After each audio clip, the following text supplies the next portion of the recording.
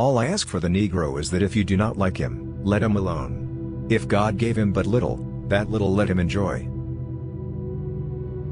I leave you, hoping that the lamp of liberty will burn in your bosoms until there shall no longer be a doubt that all men are created free and equal. No man is good enough to govern another man, without that other's consent. I say this is the leading principle, the sheet anchor of American republicanism. It may seem strange that any men should dare to ask just God's assistance in wringing their bread from the sweat of other men's faces, but let us judge not that we be not judged. The prayers of both could not be answered, that of neither has been answered fully. The Almighty has His own purposes. Surely God would not have created such a being as man, with an ability to grasp the infinite, to exist only for a day. No, no, man was made for immortality. With malice toward none, with charity for all, with firmness in the right as God gives us to see the right, let us strive on to finish the work we are in, to bind up the nation's wounds, to care for him who shall have borne the battle, and for his widow and his orphan, to do all which may achieve and cherish a just and lasting peace, among ourselves, and with all nations. I have never studied the art of paying compliments to women, but I must say that if all that has been said by orators and poets since the creation of the world in praise of women were applied to the women of America, it would not do them justice for their conduct during this war. I will close by saying, God bless the women of America. In regard to this great book, I have but to say, it is the best gift God has given to man. All the good the Savior gave to the world was communicated through this book. The will of God prevails. In great contests each party claims to act in accordance with the will of God. Both may be, and one must be, wrong. God cannot be for and against the same thing at the same time.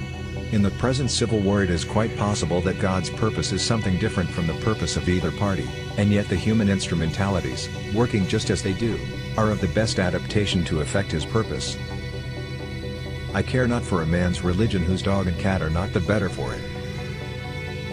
Let us have faith that right makes might, and in that faith, let us, to the end, dare to do our duty as we understand it. The United States government must not undertake to run the churches. When an individual, in the church or out of it, becomes dangerous to the public interest, he must be checked. Any people anywhere, being inclined and having the power, have the right to rise up, and shake off the existing government, and form a new one that suits them better. This is a most valuable, a most sacred right. A right, which we hope and believe, is to liberate the world. A house divided against itself cannot stand. I believe this government cannot endure permanently half slave and half free. I do not expect the Union to be dissolved, I do not expect the house to fall, but I do expect it will cease to be divided. It will become all one thing or all the other. This country, with its institutions, belongs to the people who inhabit it. Whenever they shall grow weary of the existing government, they can exercise their constitutional right of amending it, or their revolutionary right to dismember it or overthrow it. I desire to so conduct the affairs of this administration that if at the end, when I come to lay down the reins of power, I have lost every other friend on earth, I shall at least have one friend left, and that friend shall be down inside of me. Public sentiment is everything. With public sentiment, nothing can fail, without it nothing can succeed. The ballot is stronger than the bullet. I cannot make it better known than it already is that I strongly favor colonization. Discourage litigation. Persuade your neighbors to compromise whenever you can. Point out to them how the nominal winner is often a real loser in fees, expenses, and waste of time. As a peacemaker, the lawyer has a superior opportunity at being a good man. There will still be business enough. The love of property and consciousness of right and wrong have conflicting places in our organization, which often makes a man's course seem crooked, his conduct a riddle. What is conservatism? Is it not adherence to the old and tried, against the new and untried? Elections belong to the people. It's their decision. If they decide to turn their back on the fire and burn their behinds, then they will just have to sit on their blisters. When I do good, I feel good. When I do bad, I feel bad. That's my religion. Labor is prior to, and independent of, capital. Capital is only the fruit of labor, and could never have existed if labor had not first existed. Labor is the superior of capital, and deserves much the higher consideration. Property is the fruit of labor, property is desirable, is a positive good in the world. That some should be rich shows that others may become rich, and hence is just encouragement to industry and enterprise. Let not him who is houseless pull down the house of another, but let him labor diligently and build one for himself, thus by example assuring that his own shall be safe from violence when built. I can make a general in 5 minutes, but a good horse is hard to replace. My father taught me to work, but not to love it. I never did like to work, and I don't deny it. I'd rather read, tell stories, crack jokes, talk, laugh, anything but work. We are not enemies, but friends. We must not be enemies. Though passion may have strained, it must not break our bonds of affection. The mystic cords of memory, stretching from every battlefield and patriot grave to every living heart and hearthstone all over this broad land, will yet swell the chorus of the Union, when again touched, as surely they will be, by the better angels of our nature. If we have no friends, we have no pleasure, and if we have them, we are sure to lose them, and be doubly pained by the loss. I distrust the wisdom if not the sincerity of friends who would hold my hands while my enemies stab me.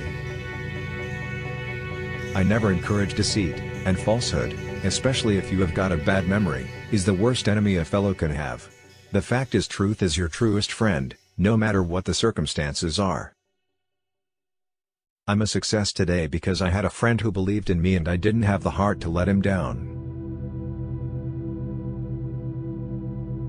Whatever you are, be a good one. I am a slow walker, but I never walk back.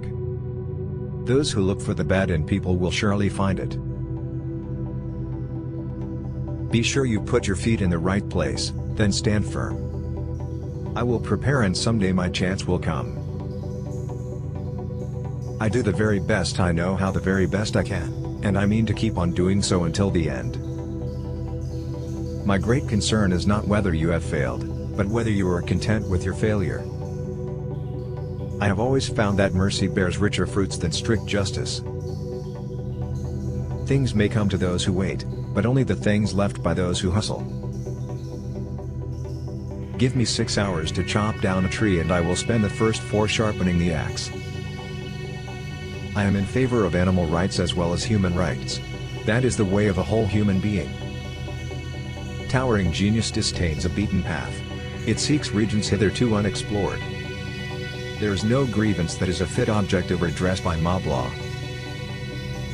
If you are resolutely determined to make a lawyer of yourself, the thing is more than half done already. The greatest fine art of the future will be the making of a comfortable living from a small piece of land. I expect to maintain this contest until successful, or till I die, or am conquered, or my term expires, or Congress or the country forsakes me. A capacity, and taste, for reading, gives access to whatever has already been discovered by others.